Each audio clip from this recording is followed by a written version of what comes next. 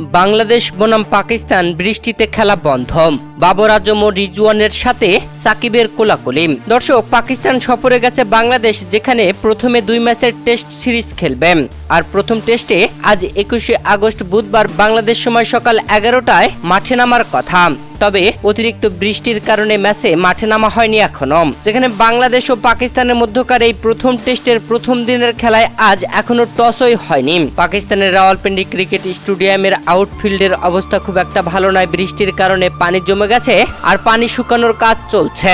এদিকে অনুশীলনের সময় সাকিব আল হাসান যখনই মাঠে দেখেন বাংলাদেশের স্পিন বোলিং কোচ মুস্তাক আহমেদের সাথে কথা বলছে মোহাম্মদ রিজওয়ান ও বাবর আজম, ঠিক তখনই সাকিব আল হাসান ছুটে যান তাদের কাছে এবং বাবর আজমের সাথে প্রথমে মোলাকাত করেন, এরপরে মোলাকাত করেন মোহাম্মদ রিজওয়ানের সাথে।